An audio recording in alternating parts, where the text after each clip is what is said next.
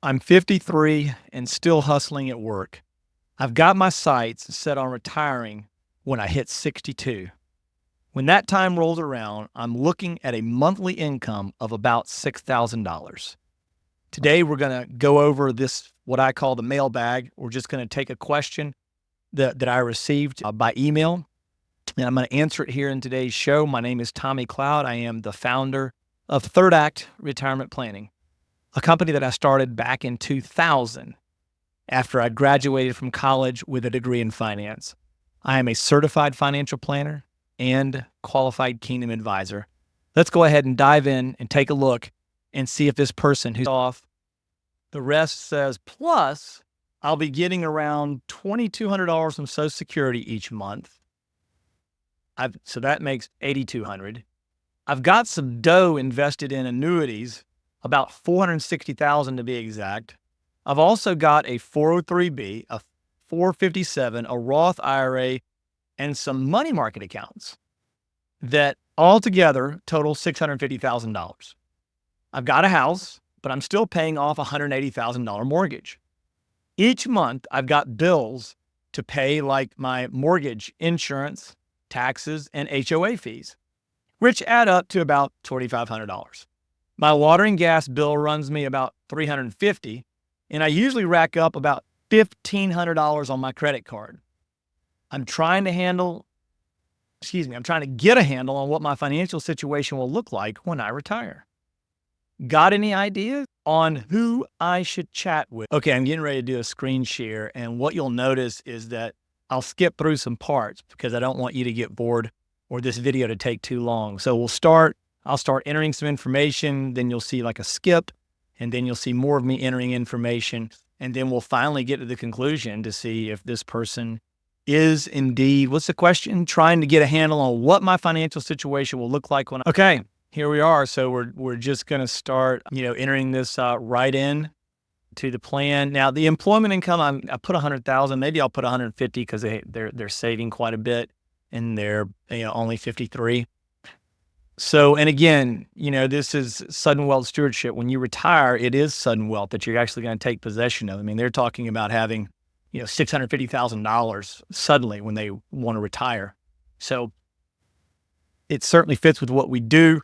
And I just put Indiana here, as you can see.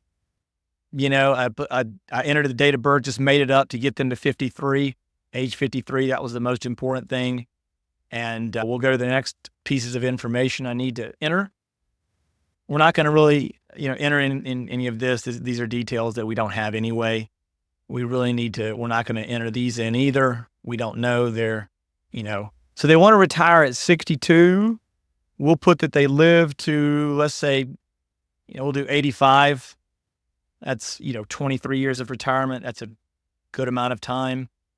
We'll put that they don't want to move to another state. And then we'll begin to go ahead and enter in some of the basic information that they gave. And I'll pause it right. Okay, so basically all those expenses that they have, which we're putting in right here to the first name is Samples. I'm just calling it Sample Client. So Samples actually should be a first name. But if you add all those together, their mortgage, their insurance, their taxes, their HOA fees, it's going to end up being, of course, their water and gas bill. I mean, where's the electric bill? Where's the trash bill? Where's the internet? I guess all that goes on their credit card at $1,500 a month. But anyway, I'm sure they left stuff out, food and groceries, I'm assuming. Anyway, all that added up to $4,350, and I put them down for an extra $300. So it's $4,650 is what I entered here for their basic living expenses. And then they didn't mention whether or not they have health insurance through their work. They never mentioned healthcare.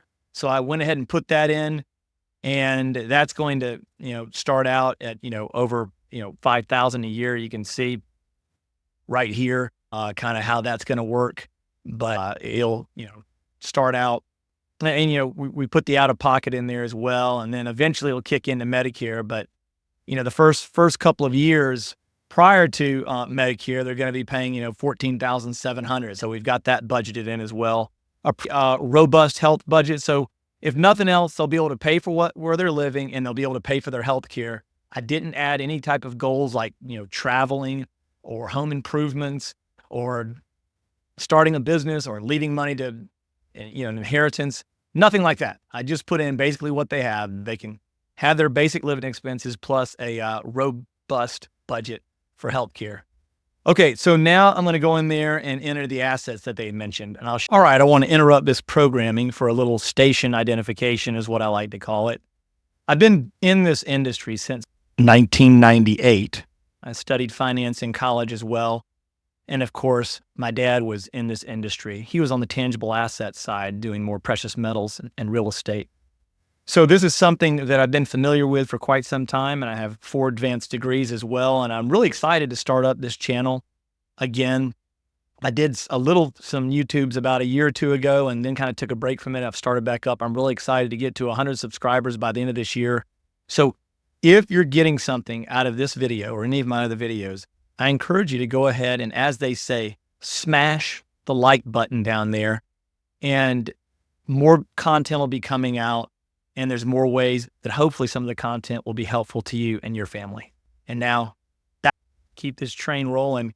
Social Security, they stated that they were going to get $2,200 a month from Social Security. I'm assuming that that's what it is at age 62, because that's when they want to retire. So I just put, they're retiring at age 62, $2,200, but I'd put they won't take their benefits until age 70. We put that their retirement income, they said they're getting an additional $6,000 a month. They didn't say if that was a pension or I don't know what it is. I assume it's probably not rental property. So I put that it was annuity income. They put they had $460,000 in an annuity. So I just put that down as annuity income. It's a single life that they'll begin receiving it when they retire at 62, and they'll receive $6,000 a month in it. So that's how we're going to count that, which leads me to investment assets. I didn't put the annuity in because I put it up above an annuity income. A lot of assumptions here, a lot of assumptions.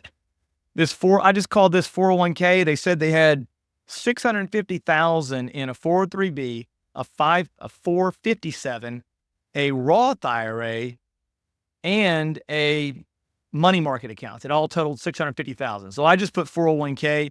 It doesn't really matter. I could have put 403b. I didn't want to put Roth IRA. I wanted to assume that all the assets were pre-tax, which will make the plan more conservative. I put that they're maxing it out and that their employer had to assume that. I put that none of the money that they're putting in right now goes to the Roth portion. And I put that the employer is matching 3%. So just best guesses here. And again, we go into the home, and the home, all we know is they have a $180,000 mortgage. So I'm just assuming the home is $400,000 and that they have home equity of $220,000, but we're not going to use any of that home equity to fund their retirement. So now I'll come back to you in a second when we get, okay, we're continuing to having to guess. I'm just selecting their risk score here as a 50. They have an annuity and they've got some other assets. Maybe it's like that. And of course, I don't know how they would respond to a big market drop. I'll just put that they're not happy, but okay. And what would they do? I'll put that they would hold on. I'm invested for the long term. I'll put that. If there's a drop, of course, they have that annuity income. They don't have to worry about that money. Okay. So let's go ahead and get into here and take a look at what we have. It looks good so far. Let's get into here and really take a look at everything. Yeah, we're going to look at the what if scenario right here, number 1. And in fact, let me go ahead and get rid of this one so it's not a distraction to us. But we're going to just go over here. Let's look. They're in great shape. They're in the blue, which is the best that I want for my clients, is just to get them in the blue. You look at it here. Now, again, I made a lot of these assumptions, and you can see their return before they're retired is only 5.46%. And then after they're retired, we're keeping it at 5.46. We could make it a little more conservative if we really wanted to and just lower it to 4. That's super low. And then healthcare cost, we have that again. It's a very robust budget starting at $14,000 in year 1. But basically, to answer this person's question, that they want to be retired for 23 years, it's not going to be any problem for them. And it's mainly because their income that they're receiving, that $6,000 per month, is more than their living expenses. And that doesn't even take into account when they kick in Social Security at the age of 70. They're going to start receiving an additional $47,000 from Social Security at the age of 70. Now, obviously, I've made a lot of assumptions here, and not to mention, we've also got in here that they're maxing out their 401k for the next 9 years. But as you can see, this particular person is in great shape for retirement. And again, it goes back to the fact that their living expenses, including the health care, is less than that $6,000 they're going to start receiving at the age of 62. I'm presuming it's age 60. Okay, so we still have to answer the final question that they asked, which we'll do in a moment. But back to their plan, obviously there's a lot of questions. Should they pay off the mortgage? If so, what money should they use to do that? What about the estate plan? Should they do a trust or will-based plan? How can they best be stewards of the money that they've been given here? Also, how much do they plan on taking, and spending on vacations? We didn't even put that in. And we didn't put in any inheritance. We didn't put in home improvements. We didn't put in when are they going to buy a car, if at all. I just didn't know. I was just guessing. Should they buy long-term care? What about the tax planning piece of it? Not only how are they going to invest it, but how are they going to pull those assets out of the 403B to 457 versus the Roth, leading up to age 70 when their Social Security will start, according to what I punched in there. And then, of course, you have asset allocation. How much risk are they going to take? Is there a way for them to invest their money, keep it liquid, participate in all the gains of the stock market, but have protection in case the stock market goes down? So those are things, all questions that are still left from this plan. But let's go back and answer their final question, which is, quote, got any ideas on who I should chat with to help me figure this out? And yes, I do. So if you'll just click on this video here, it's a 5-minute and 22-second video where I talk about how to actually find an advisor that can help you with this. I hope you've enjoyed the content today and it's been helpful to you, of course. Again, for the second time in this video, go ahead and subscribe. I'm trying to get to 100 subscribers by the end of this year. And we'll be back with more content on sudden wealth stewardship. Again, my name is Tommy Cloud, president of Third Act Retirement Planning.